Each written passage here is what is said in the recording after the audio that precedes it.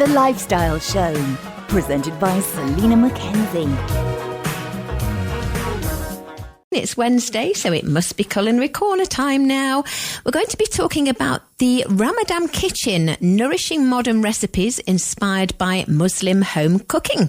Welcome to the show, Ilhan Mohamed Abdi. Thank you for having me. Hi, Selena. Hi there. I'm really excited about this because, you know, we have Italian cookery books, Greek cookery books, English cookery books, but we've never done this one, and I find it really, really fascinating. I'm going to ask you, for the sake of others and some of the questions for the sake of my ignorance, can you explain what Ramadan is? Sure. The Ramadan is a month of fasting. So you've got 30 days of fasting, and then it's finished with festivities of Eid. It's a month of worship as well, slowing down.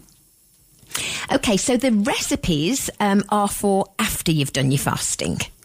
Exactly. But no, actually, it's also before you've done your fasting. So your pre-dawn meal as well as your post-sunset meal. And then it falls into Eid as well. Okay, I've got you. So are they a certain type of meal? Do they have to be a certain type of meal? No, it's just recipes that I've grown up with, recipes that my mum served to us growing up. Wow, sounds lovely. I've got lots of recipes written down, but I don't think I can pronounce any of them. How do you pronounce it? Okay. Sukar? It's got two A's in it. Sukar? Yes, it's sukar. Sukar. Yeah, it sounds lovely. What a great accent. And what delicious. Is that? It's a lamb or beef stew. You can also have it with chicken, but it's mostly lamb or beef. And you can have it as a breakfast with Somali-style pancakes or bread, or you can have it as a side for an evening meal. And full mudamas?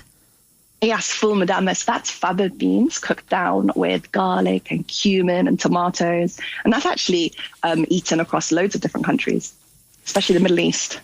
Right. And did you grow up, were your parents good cooks? Is that why you got into it? Yeah, absolutely. My mother's a fantastic cook. And I've always just enjoyed watching her standing by the stove cooking. And then when I grew up and I moved out, I wanted to almost simplify my recipes. So I continued to enjoy it. Yeah, great. And I always ask my culinary corner guests this. Are there any desserts in the book?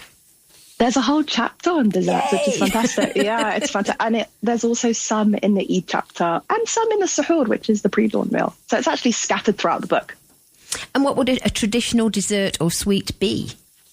Oh, you can have a sticky date cake, which is delicious. Nice. You can have a cardamom creme caramel.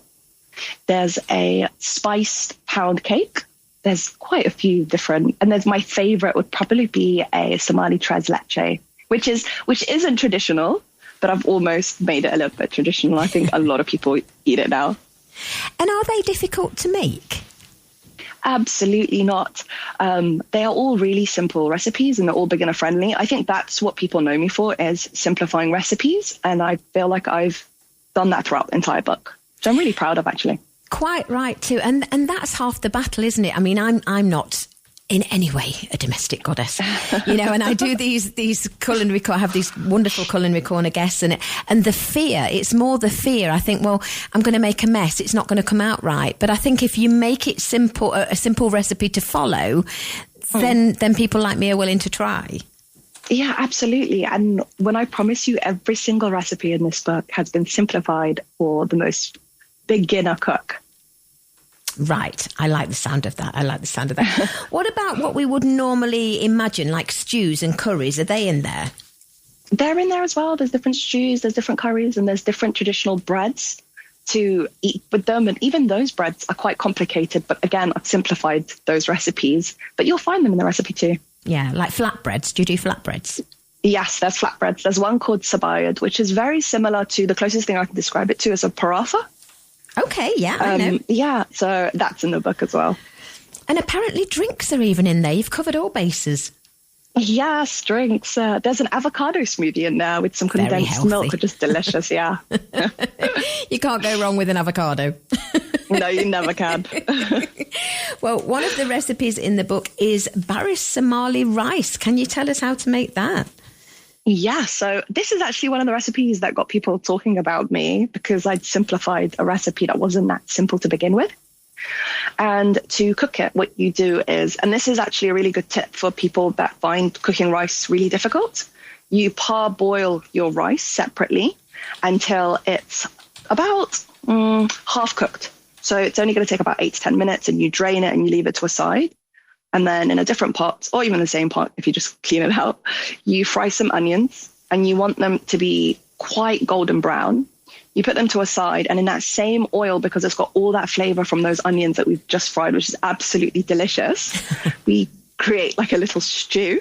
So we add some chopped onions, we saute that until it's softened, and then we add some tomato, some chicken stock cube or powder, cumin, a cinnamon stick, and some cardamom pods. And a really good tip that my sister taught me was to count how many cardamom pods you throw in, so you can remove them later, because there's nothing worse than biting into a cardamom pod.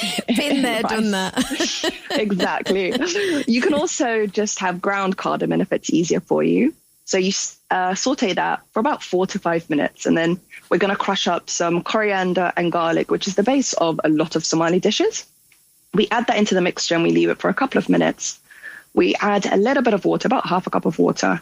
So you've created a nice little stew. Now we reduce the heat and we put that parboiled rice on top of that stew you created. We're not mixing it. We're simply just layering it on top.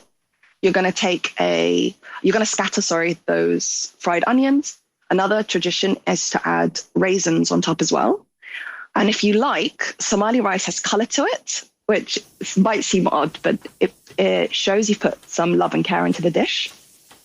And it's usually reserved for celebrations and parties, but I think it's nice even for just your day-to-day cooking.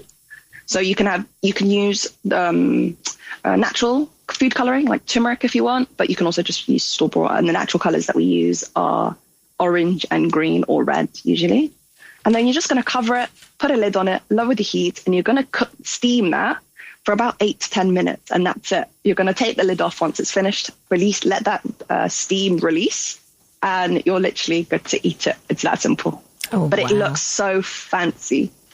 Well, that's the thing. I'm the sort of person that eats with my eyes, and it sounds like it's got lots of colours in there. Yeah, it's fantastic, because once that colour has settled into the rice, you mix it through, and then you've got loads of different specks of colours. You've got the white rice, you've got some orange rice, some red rice, some green rice. It's beautiful. And is this your first book, Ilhan? It is my first book. Congratulations. Thank you. Well, Thank you so much. If our listeners want any Somali-inspired recipes, this is the book for you. It's called The Ramadan Kitchen, Nourishing Modern Recipes Inspired by Muslim Home Cooking. It's by Ilhan Mohamed Abdi, who we're chatting to now, and you can buy it right now. Ilhan, if people want to find out more about you and your recipes, are you on social media at all? I am. I'm on Instagram, on TikTok, and my @ is ilhanm.a. Great stuff. It's been lovely to chat to you. Good luck with the book. You too, Selena. Thank you so much. You're welcome. Bye-bye. Take care. Bye.